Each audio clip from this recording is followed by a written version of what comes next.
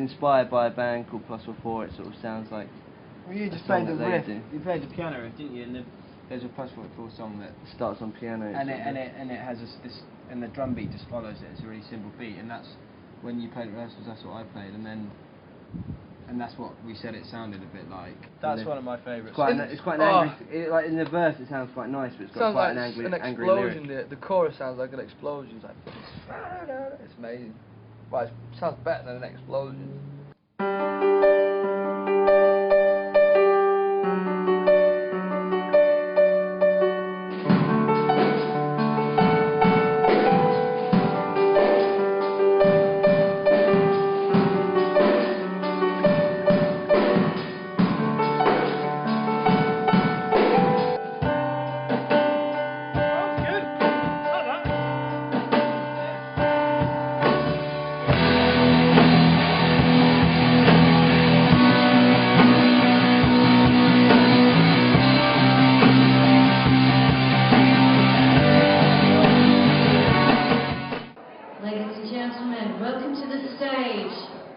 Stage hypnotist, Bill Wheeler.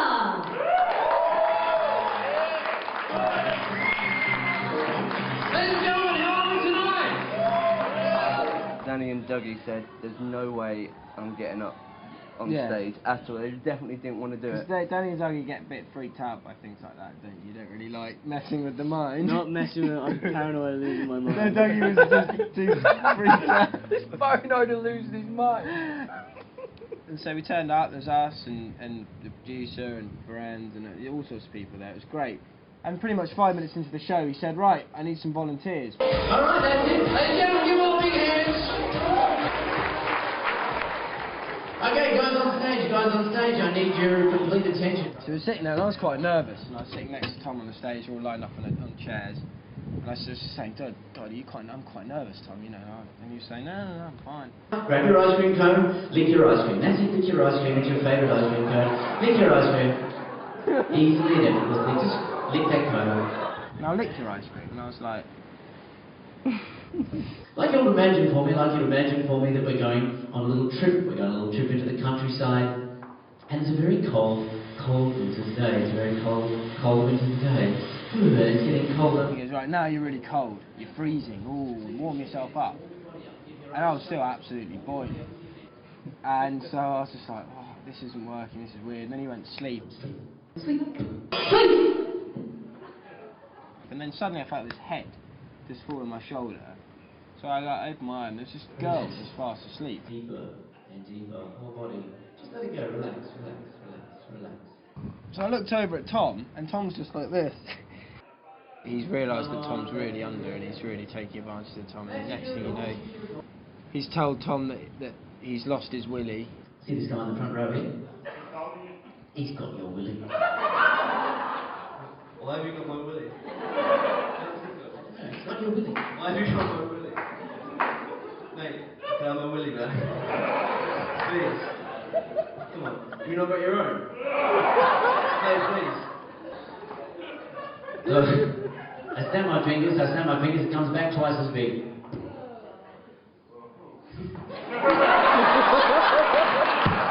Does it work? Yeah, mate. You know, he's doing these things like, right, the person I touch next, when you hear this music, you're going to get up and you're going to pretend you're Rocky. Give my big hand!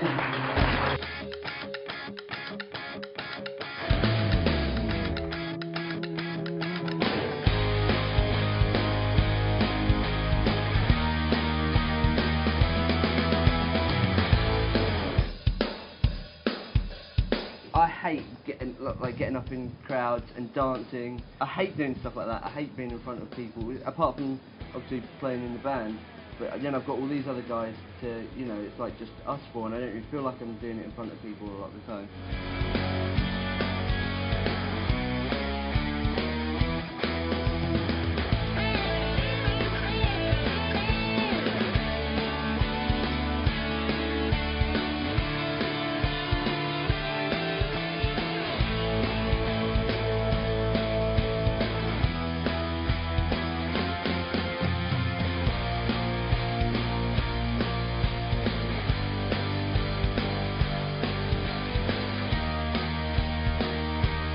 know exactly what's going on and you know what you're doing, you just feel as though that's what you should be doing, and you don't feel embarrassed by it. Like, I didn't feel embarrassed once, you know, even when it was over. We kept pushing this one back, didn't we? Let's do the last. Oh no, let's not do that. Let's do the next. Yeah, Let's do and the I'd other never one. heard it, and I think I might have heard it once, or it was just really catchy, and so I thought I knew it. But so I went into the studio, pre-production rehearsal studio on my own with Tom's iPod, bottle of water. We didn't play this one to click. Yeah, because it starts slow and then speeds up and then slows down a bit and speeds up and slows down, so you can't get a click track that's constant to it. It's funny how we worked on this, because we worked backwards on it. Yeah, so we started with the end and literally just did the last bit and then back. Yeah, start on the last bit. Yeah. Back. But it works out really well, and then we just put it all together and it sounds awesome.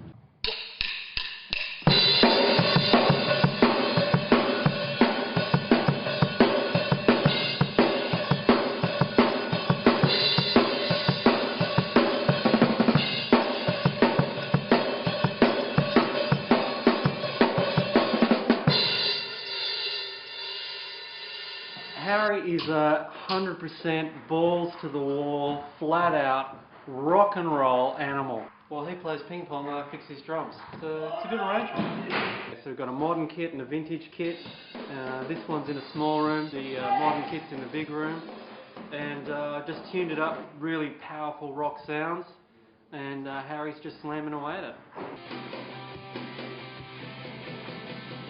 We're lucky that we've got Harry drumming, because a lot of drummers can't do this. When you record without cymbals, it's really hard to do. And still look at it, looks like he's absolutely going mental for it. A lot of drummers can't do that.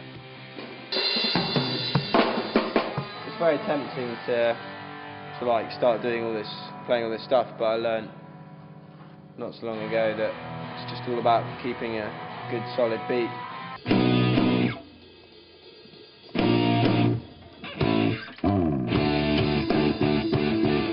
Doug's great. His bass lines aren't actually that simple. They're all over the shop. So he kind of walks a lot, you know, goon, goon, goon. He's up the dusty end of the board. Doom, doom. He swings like a jazz cat. That's his job. And his job's to look handsome as well. And cute. And like you can mother him. The bass was a lot more simpler this time. And it just sounds really, really good. It's probably the best thing on the album. By far, definitely.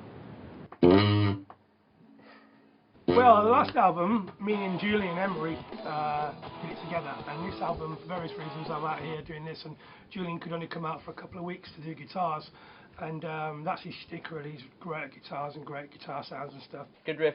Someone makes you want to play air guitar. I think it's something you can sing. The bloke in the street can sing, like Smoke on the Water, or...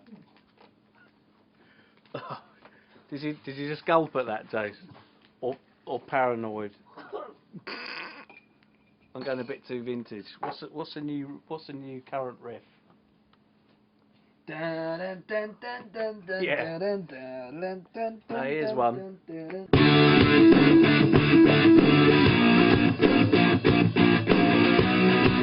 there's going to be a lot of air guitaring on this album for the kids in the bedrooms. Get your tennis rackets out.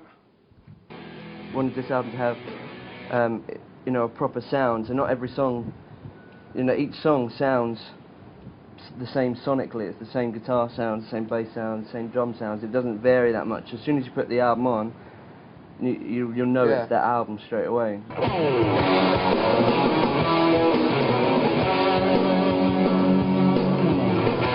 Tom plays a Les Paul. Tom's a Gibson man, humbuckers. Danny always plays tellies, so I just let him play what he wants to play. If I told you to play a Gibson on a song, would you play it, Dan? Yeah. Quite obedient.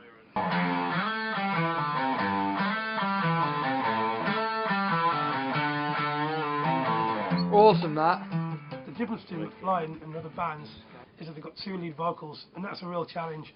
Tom sounds like a trumpet, and Danny sounds like a saxophone, I guess is the best way to describe it.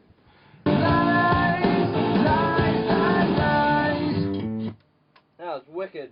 Really? Yeah, really good. lots of screaming at microphones. Most of the vocal sounds on the album are distorted, which is why I like it. And they kind of sing together. One sings one line, Tom sings another line, Danny sings another line, and they come together like the Red Arrows when they're doing that, and then they swoop together right in front of the Queen and do a heart shape, and then over Buckingham Palace as Brian May's playing a solo. That's what it's all about for McFly. Everybody knows. Everybody knows. Hey, everybody knows. Oh, I just got cringe with this with myself. I'm so cringe.